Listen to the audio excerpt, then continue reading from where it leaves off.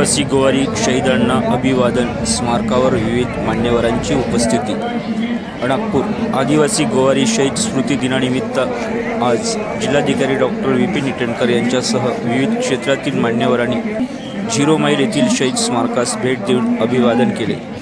आदिवासी गोवारी शहीद स्मृती दिनानिमित्त आज विविध क्षेत्रातील मान्यवरांनी या ठिकाणी उपस्थिती लावली। विदर्भातील अनेक जिल्ह्यातून या ठिकाणी शहीद गोवारी बांधवांचे आप्तस्वकीय श्रद्धांजली अर्पण करण्यासाठी उपस्थित झाले होते। यावेळी शहीद स्मारक समितीचे पदाधिकारी कैलास राऊत, चिंतामण वाघाडे, शालिक नेवारे, अनिल राऊत, संजय हांडे, शेखर लसुंते, अरुण गोटरे, देवेंद्र बोंडे यांच्यासह विविध मान्यवरांची उपस्थिती होती। पहा याविषयीची ही विशेष बातमी।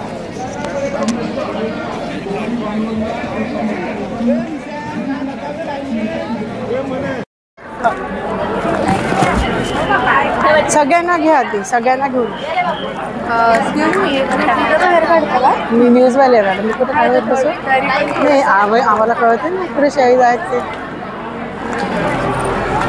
नमस्कार, मैं सविता कुलकर्णी। आज जो है 114 जो शहीद गोवारी आदिवासी जो बंधु भगिनी और बच्चे हो चुके थे, आज उनका 29वां यहाँ पर शहीद दिन मनाया जा रहा है। ये मॉरिस का टी पॉइंट है। इसी जगह पर उनके ऊपर में पुलिस की तरफ से लाठीचार्ज किया था। ऐसे में जो आदिवासी बंधु भगिनी और बच्चे जो है इस लाठीचार्ज में 114 यहाँ पर शहीद हो चुके थे। उन्हीं को नमन करने के लिए और भावपूर्ण श्रद्धांजलि देने के लिए यहाँ पर उनका पूरा परिवार इकट्ठा हो चुका है। आप देख रहे हैं हमारे साथ में पूरा परिवार उनको यहाँ पर भावपूर्ण श्रद्धांजलि देने के लिए यहाँ पर इकट्ठा हुआ है। आज भी उनकी आंखों में वही आंसू नजर आते हैं। ऐसे में जो है लोग हैं बहुत दूर दूर से यहाँ पर आए थे। अमरावती, अकोला, चंद्रपुर, वर्धा और तुमसर ऐसे बहुत सारे हर एक जगह से यहाँ पर व्यक्ति आकर शहीद हो चुका है। फिर भी आज जो आदिवासी जो बंधु भगिनी हैं, उनके जो जिनके घर से जो लोग शहीद हो चुके थे, वो आज भी दर बदर भटक रहे हैं। ऐसे में जो नेता है यहाँ पर आकर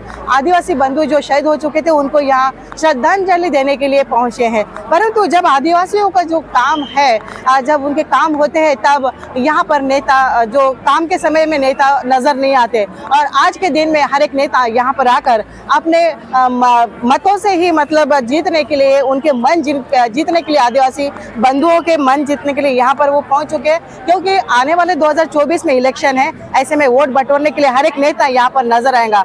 हर समय जब उनका काम होता है आदिवासी बंधुओं का, जब वो दर बदर भटकते, तब कोई भी नेता नजर नहीं आता। परंतु आज यहाँ पर नमन करने के लिए हर एक नेता अपना माथा टेकने के लिए, उनको श्रद्धांजलि देने के लिए यहाँ पर है। अपना पापड़ सेकने हर एक नेता आएगा ही, क्योंकि 2024 का इलेक्शन नजरों के सामने रखते हुए हर एक नेता यहाँ पर नजर आते हैं। आप देख रहे हैं कुछ परिवार के लोग हमारे साथ में इस समय बने हैं। बच्चे हैं, बूढ़े हैं, बुजुर्ग हैं, कुछ जिनके घरों से लोग गए हैं वो भी यहाँ पर मौजूद हैं। और जिनके नहीं भी गए तो वो कहते हैं कि भाई ये आदिवासी समाज हमारा पूरा परिवार है, तो हम उनको नमन करने भी आए हैं। कुछ महिलाएं हैं, आइए जानते हैं उनसे भी और उनके परिवार से। आप कहाँ से हैं?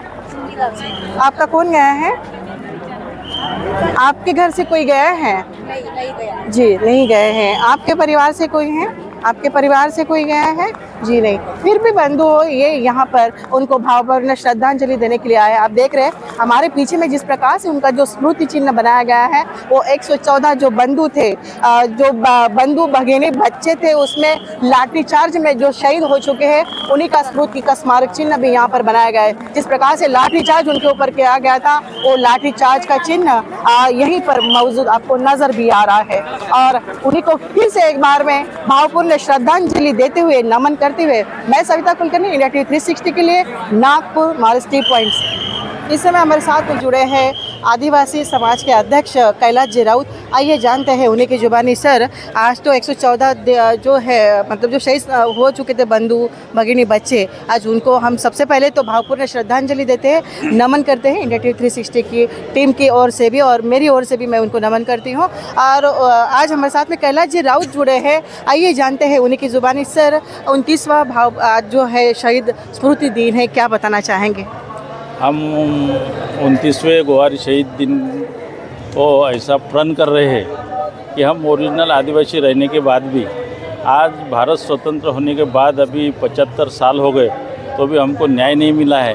और न्याय नहीं मिला, और उसी के लिए 23 नवंबर 1994 का जो मोर्चा बहुत बड़ा निकाला था हमने, उसी से डबल मोर्चा ये 11 दिसंबर नागपुर सत्र में हम निकालने वाले हैं।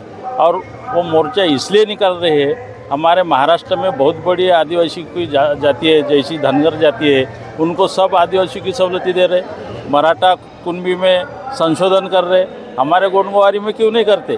क्योंकि हमारा गोंडवारी समाज आज भी 1950 के पहले गोवारी नोंदी है उनकी, इंग्रज काल से 1891 से लुइस स्मिथ ने जो जनगणना की थी उसमें भी गोवारी है, और आज भी रिकॉर्डेड महसूल रिकॉर्डेड गोवारी है। और हमको गोवारी की एंट्री काका साहेब कालेलकर ने की ऐसी सिफारिश की, लेकिन हमारा सिफारिश गोंडवारी करके वहाँ पे एंट्री हो गई शेड्यूल में, तो हमको गोंडवारी करके देना चाहिए। और मैं आपको बताना चाहता हूँ कि 14 अगस्त 2018 को जो हमने हाई कोर्ट में लड़ाई लड़ी थी, उसके अपोज में जो महाराष्ट्र शासन था महाविकास आघाड़ी का, उन्होंने हमारे ऊपर अपील की और कोरोना पीरियड में हमको जानबूझ के हराया गया। लेकिन मैंने भी 50 लोगों को उस टाइम में एसटी की सहूलत की वजह से, वो जो कर्मचारी थे, स्टूडेंट थे, उनकी writ petition Nagpur high court में डाली और 45 लोगों को नौकरी में संरक्षण मिला के दिया। और दूसरी एक केस ऐसी हो गई कि नागपुर हाई कोर्ट ने बताया कि ये केस सुप्रीम कोर्ट में लेके जाओ, और हमको पिछले महीने ही सुप्रीम कोर्ट से एक आदमी को स्टे मिल गया। इसलिए हम कायदे से गोंडवारी एसटी है, हम ही गोवारी है, हम ही गोंडवारी है। हाँ, ये महाराष्ट्र शासन ने देना चाहिए। आज महाराष्ट्र शासन हमारे ऊपर दुर्लक्ष्य कर रहा है, क्योंकि हमारे जो गोवारी समाज है वो ग्रामीण क्षेत्र में ज़्यादा पढ़े लिखे नहीं होने के कारण वो बहुत पिछलापन और मोल मजदूरी, दूसरों की गया चराना, खेती बाड़ी नहीं है। उनके उद्धार के लिए महाराष्ट्र शासन ने कोई योजना बनाई चाहिए, जैसे कि धनगर समाज को जिसके पास खेती नहीं, उसको स्वाभिमान योजना से खेती दे रहे, धनगर समाज के लड़के को इंग्लिश मीडियम स्कूल में शिक्षा दे रहे, नौकरी में आरक्षण दे रहे, और उनके समाज को आदिवासी के लिए एक कमेटी बनाई सिफारिश करने के लिए। हमारा तो 1 से 14 लोगों को जाने के बाद भी हमारा सिर्फ ये शासन सिर्फ राजकीय वोट क्या बोलते उसका पाने के लिए सिर्फ आश्वासन दे रहे, और आज तक किसी ने ये नहीं दिया। हमारा कोर्ट के ऊपर न्याय है, हमारा सुप्रीम कोर्ट में अभी एक केस चल रहा है, और जल्दी हम उसको भी जीत लेंगे और हमारे समाज को न्याय देंगे। और ये शासन को आपके टीवी के माध्यम से बताना चाहता हूँ कि आपने अगर ये शीत सत्र के पहले हमको कुछ ये नौकरी में आरक्षण, हमारे स्टूडेंट को स्कॉलरशिप, हमारे जो स्टूडेंट की जो पदवी रोकी है वो नहीं दी,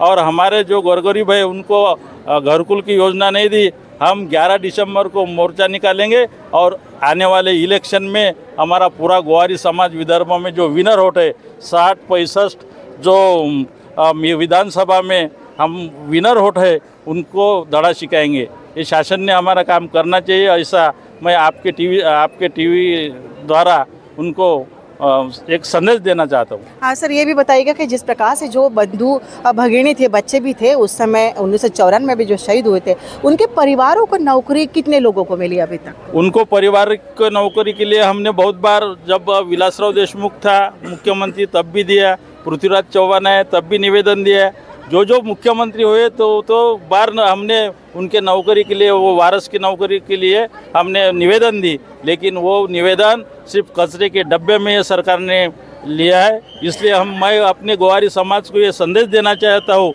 इनके भूल थापा में मत आओ, राजकीय दड़पन में मत रहो, साथ सबका रहो और अपना काम करो, अपना राजकीय वोट का ताकत, अपना पावर दिखाओ ये इलेक्शन में, ऐसा मैं अपने समाज को कहना। ये बताइएगा चलते चलते कि जिस प्रकार से आप बात कर रहे हैं, तो अभी केंद्र में तो सरकार चल रही है, तो कौन सी सरकार पे आपको ज़्यादा भरोसा है? महाविकास आघाड़ी भी है, वो तो अपोजिशन है, और अभी तो केंद्र सरकार में सरकार ही बसी हुई है, तो क्या उनसे आपको उम्मीद है कि वो आपके बच्चों को जो नौकरी है, वोट बैंक है, वो बटोरने के लिए आने वाले 2024 के प्रयास करेंगे? या आपने जो भी बच्चों को जैसे नौकरियाँ नहीं मिली जो शहीदों के बच्चों को, तो क्या ये पक्ष जो है ये वोट बैंक के चलते हुए नौकरियां देने की आशंका लगती है आपको?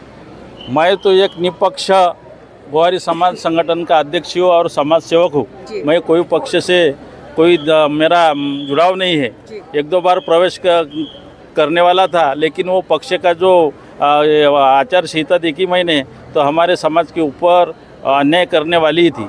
कि अभी बहुत सारे नेता लोग भी आकर यहाँ पर जो है नमन करके गए हैं जो पक्ष में हैं, तो क्या लगता है कि ये कौन सी उम्मीद लेकर यहाँ पर भावपूर्ण श्रद्धांजलि दे रहे हैं? ये नेता हमेशा 29 वर्ष से यहाँ पे आते हैं, श्रद्धांजलि देते हैं, कोई प्रश्न उठाता है वो आदिवासी मंत्री और आदिवासी आमदार कोई ख्याल नहीं देता। महाराष्ट्र में एक TAC कमेटी है, ट्राइबल ऑर्गेनाइजेशन कमेटी, जब वो कमेटी पास करती है तभी बिल सेंटर में जाता है, उसका अध्यक्ष CM रहता है। हमारे भाई लोग हमारा अपोज करते कि दूसरा भाई हमारे टाट में आना नहीं चाहिए, खाना खाना नहीं चाहिए करके, इसलिए हमने ये सब इनके पीछे रहना छोड़ दिया है और हम सुप्रीम कोर्ट के माध्यम से ज़रूर समाज को न्याय दिलवाएंगे और हमारे समाज के ही जो कोई नेता है उनको इलेक्शन में खड़ा करके हमारा ही प्रतिनिधि, राजकीय प्रतिनिधि निर्माण करेंगे इस बार। ये मैं हमारे समाज के युवकों को और समाज बांधवों को अपील करता हूँ। जी हाँ, फिर से एक बार भावपूर्ण श्रद्धांजलि देते हुए हम भी यहीं रुकते हैं। उन्होंने जो है कैलाश राउत जी ने बहुत सुंदर सी जानकारी दी है, जिस प्रकार से वोट बैंक के लिए जो पक्ष अभी यहाँ पर कुछ नेता भी आके गए हैं उनको भावपूर्ण श्रद्धांजलि भी दी है, परंतु उनका की जो व्यथा है आपने हमारे साथ में उनकी ही जुबानी सुनी है कि जिस प्रकार से जो योजना आदिवासी के लिए जो निकालते हैं आज भी वो वंचित है। ऐसे में आने वाले 11 दिसंबर को जो अभी शीत सत्र की लहर 7 दिसंबर से शुरू होने वाली है नागपुर में, ऐसे में बड़े पैमाने पर ये अपना मोर्चा आदिवासी बंधु भगिनी मिलकर वहाँ मतलब विधान भवन पर लेके जाएंगे। परंतु आने वाले 7 दिसंबर के बाद में इनका 11 दिसंबर को जो मोर्चा होने वाला है उसमें इन बांधवों को क्या न्याय मिलेगा ये भी देखना बाकी है। मैं सविता केवल लेकिन फिर से एक बार भावपूर्ण श्रद्धांजलि देते हुए आदिवासी बांधव भगिनी बच्चों को नमन करते हुए मैं यहीं रोकती हूँ और आने वाले विधानसभा के जो 11